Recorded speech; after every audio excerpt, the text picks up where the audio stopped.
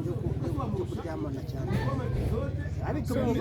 bafite ahantu ariko babikorera nyine bwishwe ntabwo baba bapfa kubikorera muri sosiyete hariya mu nkambi hariya muba mu kigo imbere ntabwo bajya babikora nyine ndavuze ngo bibaho ariko ntabwo babikora nyine ku mugaragaro ntabwo babikora ku mugaragaro hari abantu bajya bakwirahira bagatuma abana bo mu nkambi hano i Kigali ukihagera bwa mbere ni iki cyane ni ukuba ndi kure y'inshuti zanjye kuba ndi kure ya mama na basisita banjye nyine urabakumburamo ariko ugenda ubimenyera naho ukagenda ubimenyera ukiba mu nkambi naho bakubwiraga ko usa na Scovia abo mu nkambi ahubwo niho hantu byahereye hari umupapa w'inshuti yanjye umupapa w'inshuti yawe abahe ariko ni inshuti ya famiye aba mu nkambi yitwa Blaise ndamusuhuje cyane nawe yisange mu kiganiro niwe muntu wa mbere wabanje kumbwira ati buri gihe nkubonye mubonamo Scovia buri gihe niwe muntu wa mbere wabaje kugira ngo buri gihe akubonye ambonamo Scovia ndavuga duse ni ibiki noneho nyine ndabiseka ariko uko nagiye nyine nyuma y'uko abimbwiye uko nagiye mamara igihe niko n'abandi bantu benshi bagiye batangira kubimbwira noneho ngeze hano i Kigali byo bibatuma haca abantu babimbwira ari benshi bigenda gutyo ariko hariya mu nkambi n'imbere mukiba mu kigo abantu usibye n'uwo mupapa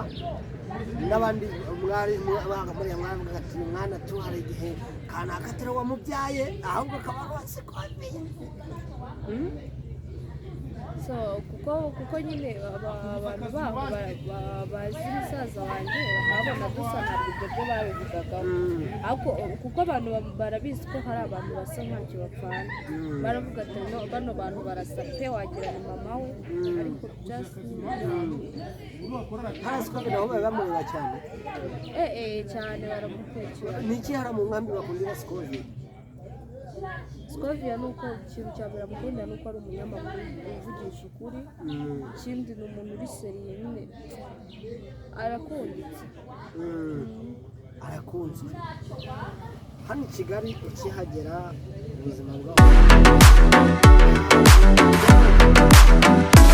ugati se ubundi navira iki mu nkambi yo nshobora ngigumirayo hano i Kigali nahaje njye gukora ntabwo ibyo bintu byakubayeho ntihagera nta kazi nari mfite waje nta kazi narabyinaga mu makwe ariko nyine nta kazi gahoraho nari mfite wabyinaga mu makwe ese ko utabwiye abadukurikirana basi nabo bagiye baguha n'icyo yego tubyina mu makwe rwose umuntu ubyifuza urapininga namba yanjye bayibona no ku kiganiro cya mbere si wayibonye kirimo ese wenda ukigera hano urumva nta kazi wari ufite ndashaka kukubaza ukiba hariya mu nkambi ugapanga n'iryari wapanze kuza i Kigali uvuye mu nkambi nsoje ishuri nahise nyine ntangira kuganira ibintu byo kuvuga ati reka njye gushaka nyine ubuzima nanjye nk'abandi bakobwa bose kuko ngira ngo uretse no mu nkambi n'abantu basanzwe iyo umuntu arangije ishuri aba agomba gutangira urugendo rwe rushya nicyo cyatumye nyine mvuga ati ko mfite famiye i Kigali why not nagenda nkaba ndi muri famiye nshaka n'akazi mu by'ukuri ntabwo ngewe navuga ko ni nk'amahirwe nagize ntabwo byangoye cyane kuko ubundi ikintu cya mbere kigora muri Kigali ni rent kwishyura amafaranga y'inzu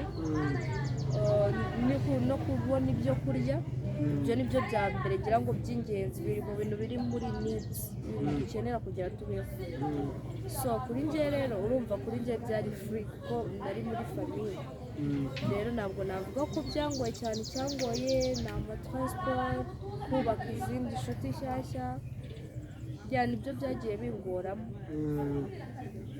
ubwo ni ukuvuga ngo icyo nicyo cyatumije nyine kuza gushaka umunsi wa mbere nibwo bwa mbere wari ugeze i Kigali no ntabwo ari bwo bwa mbere umunsi wa mbere uri mu nkambi ukaza i Kigali bwa mbere hari habaye icyo uje kureba iki ntabwo njyewe narabivuze ko before yuko tugeze mu nkambi twahise tuza 2016 gutyo twahise tuza kuba i Kigali bivuze ngo ntabwo Kigali ari ubwa mbere nari nyijemo already tukiri na kera tukiba mu Burundi twagira tuza gusura famiye zacu mwajyaga munazi Kigali mukiba mu Burundi i Burundi ubundi iki wakumva ukuguyeyo i Burundi ntabwo ujya wicarayo kagatari kamara uri kureba wenda so njye nari umwana nyine ibintu mba nibuka byinshi nyine by'abana hari nyine umushiki wanjye witwaga Cynthia wa kera twariganye nyine mba numva mukumbuye nyibaza se ubu nawe yarakuze aranyibuka ibintu nyine nk'ibyo nk'ibiganiro umaze iminsi ukora nta muntu urakwandikira uvuga ati nari narakubuze akenshi haba hariho nomero zawe hari abantu nabonye muri comments banzi mu nkambi nyine bambwira ati congratulations komereza aho ngaho uri mu nzira nziza kandi ndabashimira cyane ku bwa support yabo ariko nta muntu nyine w'i Burundi kuko navuye ndi umwana n'ushobora kuba nzi ashobora kuba azi famiye yanjye ariko atanyibuka wenda nivuze nkavuga ibisekuru yamenye so ariko hari nyine nagiye mbona abarundi benshi batandukanye bari ku isi mu bihugu byinshi bambwira bati Burundi kazi umeze ute natwe duherereye hano turi kugukurikirana byabansuhuza benshi hari abo nabonye muri comment ariko hano ntabwo uri umurundi ngo ntabwo uvuga ikirundi narabisobanuye impamvu navuga ikirundi navuye mu Burundi kera ikindi nize mu Rwanda so rero nkeka ko ari uko nyine ari icyo gihe nagiye mara ariko n'ikirundi ndakivuga iyo bibaye ngombwa ndakivuga kandi nacyo ndi kukivuga bakumva nyivuga neza ukivuga udategwa cyane neza kandi nakubwira hari n'ikindi kakakunanira oya nta kibazo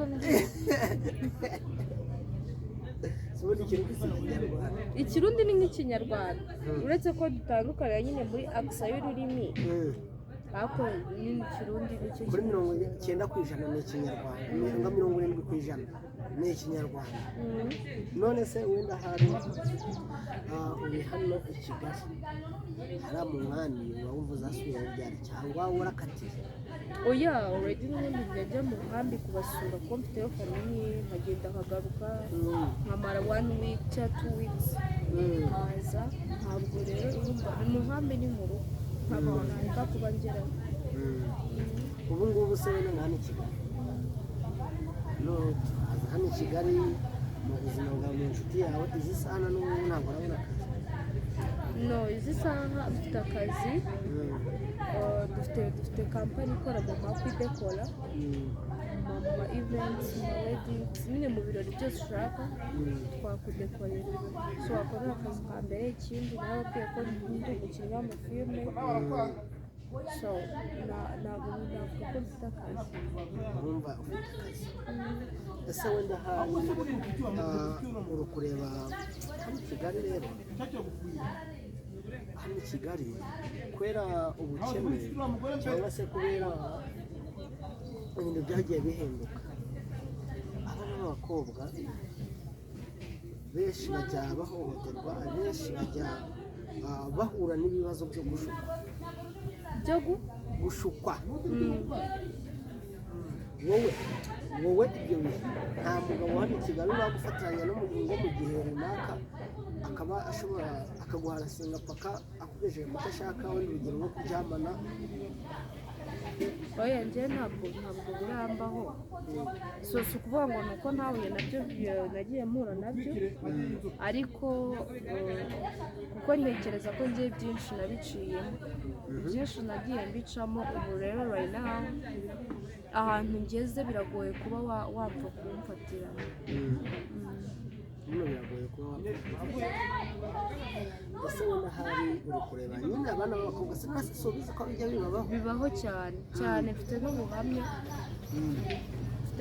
bw'uko umushuti wanjye nawe yarabimbwiye ko byamubayeho byamubayeho yagiye so yaje i Kigali nawe nyine aje gushaka ubuzima nk'abandi bana bose.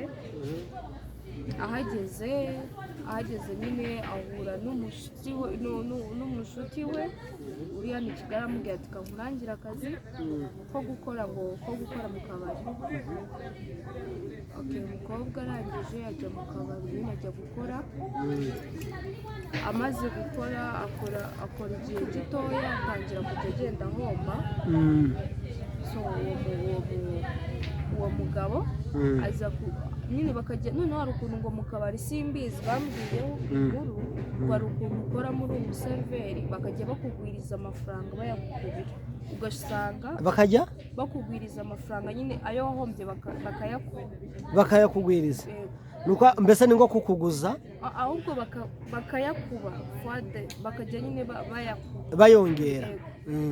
ugasanga nyine amafaranga ugezemo nawe ubwawe ntuzi ngo byagenze gute, ngo yakugezeho gute.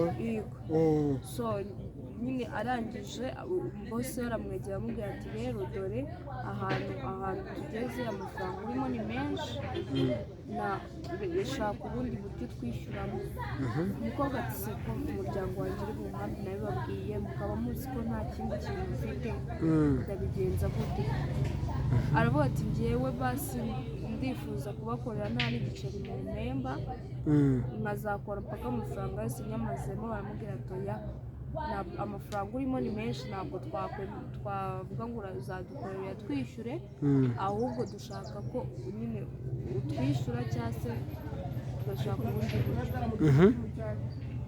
Umukobwa aravuga ati nta mafaranga mfite, nta kindi kintu mbona.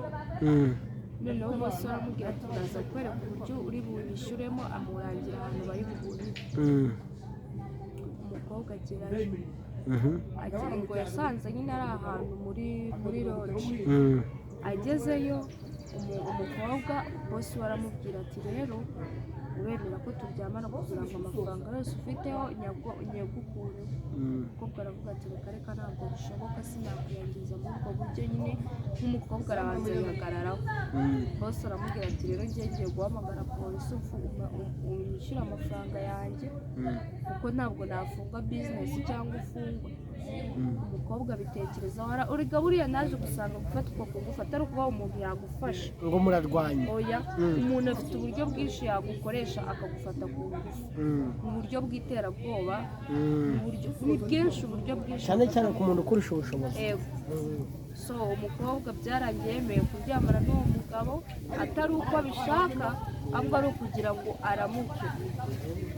So kugeza icyo gihe nyine kugeza kano kanya yarabyaye, abyarira uwo mugabo. Yabwiye ko uwo mugabo atajya ashaka kumuhamagara.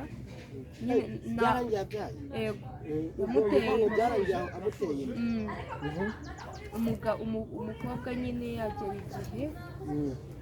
agera igihe cyo nyine arabibwira umugabo, amubwira ati ngewe ndatwite. Umugabo aramubwira ati reka nifite umugore wanjye sinshaka stress, wowe wabikoze kugira ishure, wari no gushaka uburyo wikuramo ibyo bibazo. Arangije nyine umukobwa nyine abaho gutyo. Umukobwa yanga no gukuramo inda, arabyara kugeza kano kanya afite umwana, ariko nabonye nyine yarongeye kwiyubaka, ubu ameze neza. Rero nari mbivugiye ko ibyo bintu bibaho cyane. Ikindi ubu hari abantu nyine hari abantu bataje ngo bavuge ngo twafashwe ku ngufu, ariko mu by'ukuri barafashwe ku ngufu.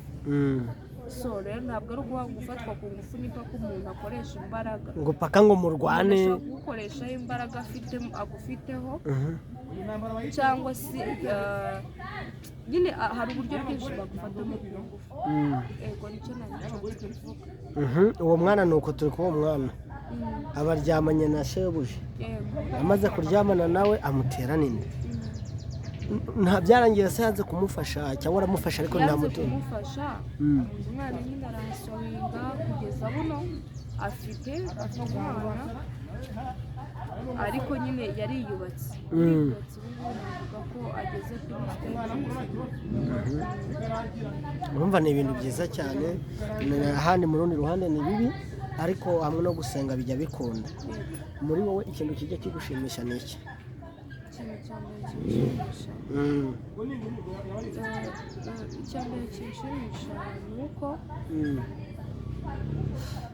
navuga ko ari uko mfite famiye nkunda famiye inshyigikira mu byo nkora mfite n'umubyeyi mwiza unyumva buri gihe ahora antera imbaraga nicyo cya mbere mfite kinshimisha buri gihe ahora agutera imbaraga iyo ubonye wenda ihohoterwa hari abo twabonye ngo si hahohoterwa abana b'abakobwa gusa ngo n'abahungu bajya bahohoterwa cyane abahungu bahohoterwa mu buhe buryo sasa so ubu sinzi ko uzi ko haje ibintu byo kuba hari abantu baryamana n'abo bahuje ibitsina abatinganyi so singiye kuvuga nabi aba batinganyi buriya ku batinganyi ku bantu babikora babyumvikanyeho it's fine n'ibibare natwe ntabwo bitureba ariko hari ukuntu nanone umuntu w'umugabo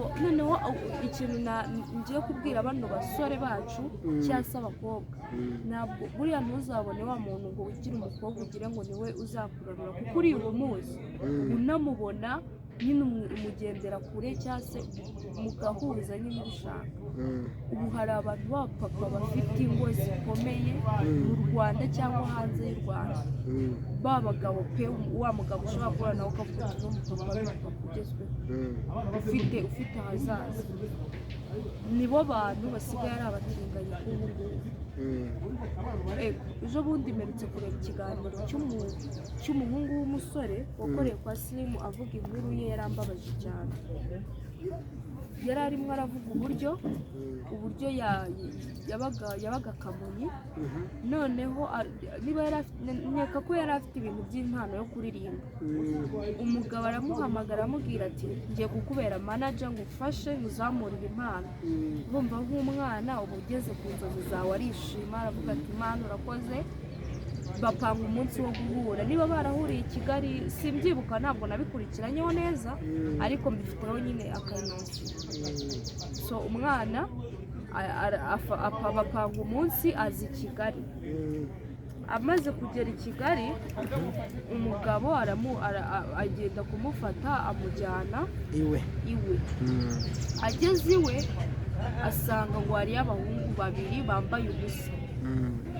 umwana arikanga ariko ntiyabigira big deal noneho ngo yumva abo basore baravuze ngo ufite akana keza ngo umugabo ngo arasubiza ngo izo mboga zanjye ngo kuziryaho ngo bisaba ngo sinzi nyine ibintu yasubije ariko mu buryo nyine bugaragaza kuko ari nka ariko umuharasinga cyangwa ashaka kuba nyine yamufata ku ngufu noneho umwana bagere kuri Stream TV babirebe kabicemo gakeya kuri Stream Jesus none weho iyo urebye ibyo bintu urubyiruko rujyamo ubona bimeze gute ubona hari irihe terambere bizerekeza mu rubyiruko rukora ibyo bintu cyangwa se ubwanjye mbivuzeho biri kwangiriza abantu ariko nanone ntabwo isi twayiyobora uko tubishaka so ku bantu babikora aribyo bahisemo it's fine ntibibareba bafite impamvu babikora bafite n'inyungu babikuramo reka twe kubinjira mu buzima ariko ku bantu bafatwa ku ngufu nk'uriya mwana nabonye ni ibintu bibi cyane kuko kano kanya aravuga ati nahinduye direction y'ubuzima bwanjye kuko njyewe nahoraga numva nzashanga nk'abandi bagabo bose ati ariko right now usigaye narabaye umutinganyi kuko biriya bintu iyo wabikorewe birakwangiza uhita nyine uhindura direction yawe rero ntabwo urumva ni ibintu bibi yakorewe ariyo mpamvu ndi kuvuga ngo rwose abanyarwandakazi uriya mwana mugere kuri Stream Jesus murebe icyo kiganiro cyose mumufashe mumusabe ubutabera kuko birakenewe pe mumufashe nk'abantu bafite umutima kuko iriya nkuru yarambabaje cyane yarambabaje ariko reka twizere ko azarengana none se wenda hari Queen uri kureba hano hari abana cyane bababaye, hari imfubyi ndetse hari n'abapfakazi. Iyo wumva umwangavu wumva iki? umwangavu mba numva ari ntabwo ngenda umunyarwanda ndabisobanura uko mbyumva. natwe muri komenti abandi baraza kubisobanura. Ego mba numva ari umwana w'umukobwa umaze kugera mu myaka y'ubuteenagers, umaze kuba nyine yatangira kubona ko ari umukobwa mukuru. Twese turabizi ko hari imyaka umukobwa ageramo agatangira imyaka y'ubukuru. Niko ndi kubyumva. Imyaka y'ubukuru umuntu wese wagiye mu mihango. Ego iyo ubonye wenda hari abana b'abakobwa aribyo tujya dushimira Scovia, burya Scovia yatinye cyane cyane igitsina gore, cyane cyane igitsina gore ngicyo ngicyo gishobora kuba cyavuga ati ntabwo dukora, nta kazi dufite, hakaba mbere hari abantu batari bazi yuko umugore yajya mu banyamakuru igihumbi akagira ijambo, ariko urabwira ko abana b'abakobwa bayitinya bakanga gukora kandi bafite ubushobozi bwo kuba bakora, cyangwa se niba batabufite. Mu Rwanda dufite terime cyangwa se izina umubyeyi wacu yaduhaye, intwari niyishakira iki ibisubizo, sibyo? Ubundi intwari tuzi ko ari abasirikari kandi sibyo. Intwari niyishakira ibisubizo, n'intore ikishakira inzira. Ni ukuvuga ngo ibyo byaba bishatse kuvuga iki rero? Icyo byashakaga kuvuga ni ukuvuga ngo umuntu wese yakora ikintu kandi kikavamo mu gihe yabishyizemo imbaraga. Urabwira ko abana b'abakobwa hano hanze baza gukura amaboko mu mufuka, ahubwo basigaye boza inzara, ibirenge, bakajya hara kwicuruza kugira babone amafaranga. So ikintu nabwira abana b'abakobwa ubu ku isi turi kujyamo, sinzi kuko nabibona, ndabona ko abakobwa bafite ahazaza cyane. Kuko urebye n'umukobwa uvuze uhisemo kuvuga ngo reka nkure amaboko mu mufuka nkore, ibintu bye birihuta kurusha umugabo uko yabikora. So umwana w'umukobwa ahantu uri hose urakenewe, igitekerezo ufite cyagufasha kuva mu bukene kizima nicyo gikurikiza rwose. Hano turi hanze ngo tugufasha tugusapotinge, tugendeye ku ngero nyinshi tubona z'igitsina gore kigeze kure, nka Scovia umubyeyi wacu ageze kure kandi rwose aduha tumufatiraho icyitegererezo. niwe rero umuduri w'abakobwa muri make. Rero ntiyitinye rwose, nakura amaboko mu mufuka. Why not atavuga ati reka trying and then gerageza. Ubundi hari I think niba ari umugani simbizi mu cyongereza uvuga ngo ntugatsindwe kugerageza. Urumva? Wegerageza byange ko nyine wagerageje, like urebe uburyo bigenda. Icyo nabwira abakobwa rwose nibareke kwitinya. Niko karirimbo kajya kagufasha, niba karirimbo kajya kagufasha k'Imana, ariko ni ngakaya karirimbo kuzi. Ni indirimbo ya Israel ngiye ndagukunda cyane. turirimbiraho gatoya. Ntabwo nzi kuririmba.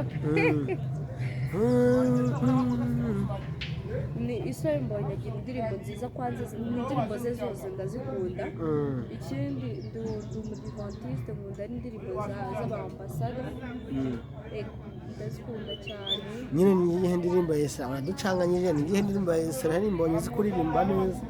Apana nzi kuririmba, kuba nzikunda sivuze ko nzi kuziririmba. gerageza. Okay, nkunda indirimbo ye yitwa nk'umusirikare. Twagiye bituma ndirimba rwose. Twagiye bituma ndirimba. twagiye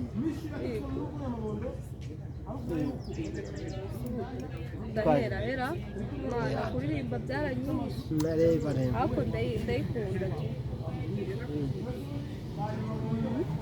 aho turirimbira aho tugiye wowe gusoza wishaka ko ndirimba rwose ntabwo nzi kuririmba nyine ririmba gerageza batatse kagikombe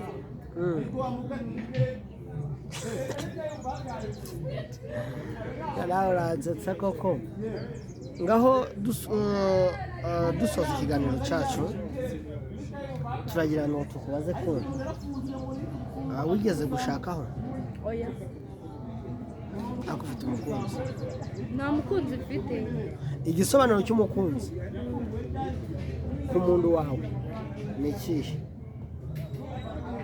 okay ni umuntu I think aba ari umuntu w'igitsina gabo muteganya kugirana ahazaza ni ibyo ngibyo njyana n'ibitekerezo by'urukundo ahazaza ubwo ni nko kuvuga ashobora kuba umugabo wawe ushobora kuba nta mugore wakubera umukunzi nta mugore wakubera umukunzi umugore yaba inshuti inshuti n'umukunzi ni he diferanse irimo inshuti ni umuntu muba muganira ubugira inama z'ubuzima ariko nyine ariyo pozisiyo afite idahinduka gusa umukunzi aba ashobora kuvamo nyine umugabo wawe w'ejo hazaza ni iki besito ni iki gituma umugabo cyangwa se umusore cyangwa se umukobwa agira umukunzi akagira na besito besito ni wa muntu kuko hari ibintu ushobora kubwira umukobwa nk'abakobwa tukabiganira ariko sagire nyine kuko tuba tutazi ngo ku muhungu we yagusubiza iki nyine ukumva ubitinye ubibaza inshuti yawe ariko besito iyo ahari besito nyine ni wa muntu ubwira ibintu byose ibintu ushobora guhisha umukunzi wawe akaba abizi nyine besito ni inshuti y'umukobwa igufasha kumenya nyine reaction abandi bagabo bagira baramutse bamenya ikintu runaka ukora kiri secret nibyo ngibyo kwini yifuza umukunzi uzaba umeze ute mu maso ye njya nkunda umuntu unyumva ikindi nyine umuntu unyumva ikindi umuntu umuhungu cyangwa se umuntu uba uri seriye mu bintu avuga mu bintu ukora kandi ikindi cyo ntabwo umuntu umbeshya rwose ntabwo ujya ubesha so nk'umuntu ugiye kuvuga ngo simbeshya abubeshya imana ndabeshya ariko hari ukuntu umuntu abeshya akabigwamo cyangwa se ari ibintu atavanze ariko umuntu upanga kuvuga ngo iki kinyoma ngiye kugikora gutya ari byiza yesi mureke nongere mbabwire ngo uwakoze subscribe turagushimira cyane nari kumwe n'umukobwa wanjye Queen basigaye bavuga ngo ni umukobwa wanjye ko ubundi ntanakubyara isi nakubyara ntabwo nakubyara ufite imyaka ingahe koko oya ntabwo nshaka kuvugira imyaka yanjye kuri kamera ariko iyo nzi iyo mbona n'imboni yanjye n'amasengesho naraye nsenga ntabwo ni kubeshya amasengesho yanjye naraye nsenga umutimanama wanjye n'imana yo mu ijuru yambwiye ati uriya mukobwa ni gutya ufite imyaka 21 urumva ndakubyaye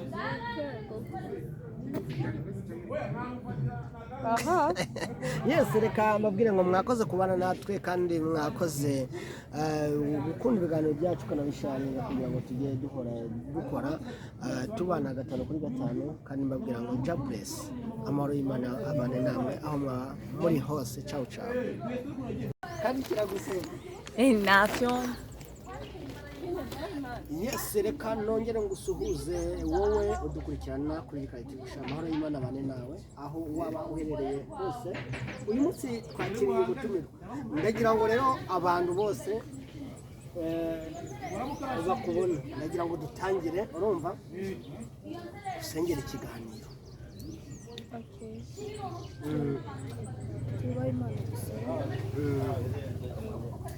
Uwiteka Mwami mwiza, turagushimye kubw'uburinzi bwawe n'ubuntu bwawe bwatubayeho uhereye mu gitondo kugeza kano kanya. Izina ryawe ntihabwe icyubahiro. Uwiteka Mana, hari abantu benshi bavuye mu buzima, si uko twabarushaga ubwiza, si uko twabarushaga imirimo myiza bakoze ku isi, ariko twebwe bakomeje kutugumana tukiriho duhumeka. Izina ryawe ntihabwe icyubahiro. Nuko Data wera, tukweretse iki kiganiro, tukweretse abantu bose bakoze subscribe kuri iyi TV, turakwinginze ngo ubahe umugisha wabo utagabanyije. Tukweretse gahunda zose dufite muri uno munsi, uyobore ikiganiro cyacu guhera gitangira kugeza kirangiye. Mu izina ryawe ryari tusenze tuzizeye. Umeze neza? Ubuzima busanzwe birimo biragenda neza? Birimo biragenda. Abadukurikirana ugiye kubabwira iki bashyashya bari kuza kuyicamo? Abashyashya bose bari kuza kuyicamo ni karibu, bahawe ikaze. Icano ni iy'abantu basenga, icano nziza, mbese wakwigiraho byinshi, bityo barakaza bumve bisanze. Yes, urabona neza gute i Kigali, ibi bintu by'i Kigali, ukigera hano i Kigali bwa mbere ni iki cyakugoye? Ikintu cya mbere cyangoye, ko njyewe ndabivuzaho ko nari mvuye mu nkambi. Mu nkambi urabizi abantu bari benshi, nyine guhura n'abantu benshi, uba wagenda ukitirira ikibiriti, ukitirira agasabune, ariko i Kigali nasanze bose baba bari mu nyamwigenda. Ariko mu nkambi bino bintu ubona hano i Kigali bijya bihaba? Ibintu bimeze gute? Wenda ugasanga umuntu ntabwo yitaye ku wundi. Hano i Kigali usanga hano urugero nk'abatipe bibera mu mageto, ugasanga baba muri geto nyine, hariho ba nyir'ibyondo bande abaturanyi benshi, inzu yawe mbese uba mukodesha iri hagati y'inzu zabo bose, hako bikaba ukazana umwana i Kigali cyangwa se umukobwa akaza kumusura, ukabona noneho babandi baturanyi ntacyo bibatwaye. Ego ko twibyo ntiwabikora mu nkambi. Ego mu nkambi umuntu abantu bose basa nkaho bavukana, arabyuka akamenya uko waramutse, akamenya uko waraye, akamenya ibyo wakoze byose. Ntabwo ibyo wapfa kubikora gutyo nyine. Simbize ngo nawe nuko bitabaho, bibaho, ariko ntabwo ari cyo kintu.